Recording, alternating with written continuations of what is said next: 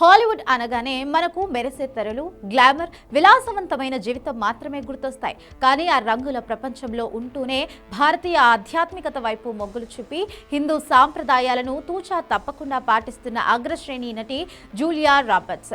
Pretty women గా ప్రపంచవ్యాప్తంగా కోట్లాది మంది అభిమానులను సంపాదించుకున్న ఈమె తాను ఒక ప్రాక్టీసింగ్ హిందూ అని గర్వంగా చెప్పుకుంటారు.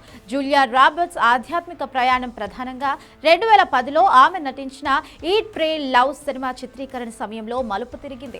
ఈ సినిమా షూటింగ్ కోసం ఆమె భారతదేశానికి వచ్చినప్పుడు ఇక్కడి సంస్కృతి, దేవాలయాలు మరియు జీవన విధానం ఆమెను ఎంతగానో ఆకట్టుకున్నాయి. కేవలం సినిమా కోసమే కాకుండా వ్యక్తిగతంగా కూడా ఆమె హిందూ మతం వైపు ఆకర్షితులయ్యారు. జూలియా రాబర్ట్స్ పలు ఇంటర్వ్యూల్లో తన విశ్వాసాల గురించి చాలా స్పష్టంగా మాట్లాడారు. నేను గర్వించదగ్గ హిందువును, నేను దేవాలయాలకు వెళ్తాను, మంత్రాలు పఠిస్తాను, ప్రార్థనలు చేస్తాను మరియు మా పండుగలను భక్తితో జరుపుకుంటాను అని ఆమె పేర్కొన్నారు.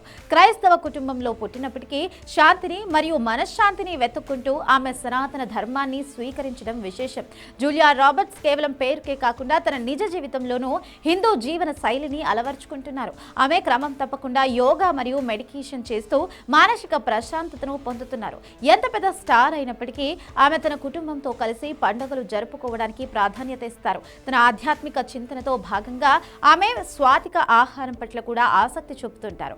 భారతదేశంలోని హరిద్వార్, రిషికేశ్ వంటి పుణ్య క్షేత్రాలను సందర్శించినప్పుడు ఆమె పొందిన అనుభూతిని వర్ణనాతీతమని చెబుతూ ఉంటారు. తన 3 పిల్లలకు కూడా భారతీయ సంస్కృతిని, విలువలను నేర్పుతూ ఆమె ఆదర్శంగా నిలుస్తున్నారు. ఆమె తన ఆధ్యాత్మిక గురువుగా నీమ్ కరోలి బాబాను భావిస్తారు. ఆయన ఫోటోలను చూసినప్పుడే తనకు హిందూ మతం పట్ల తెలియని ఆకర్షణ కలిగిందని ఆమె గతంలో వెల్లడించారు.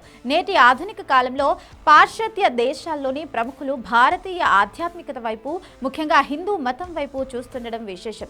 జూలియా రాబర్ట్స్ వంటి అంతర్జాతీయ స్థాయి నటి బహిరంగంగా తన భక్తిని చాటుకోవడం భారతీయ సంస్కృతి యొక్క గొప్పతనాన్ని ప్రపంచానికి చాటి చెబుతోంది. ఆడంబరాల మధ్య శాంతిని వెతుక్కునే ప్రయాణంలో హిందూ మతం ఆమెకు ఒక మార్గదర్శిగా నిలిచింది.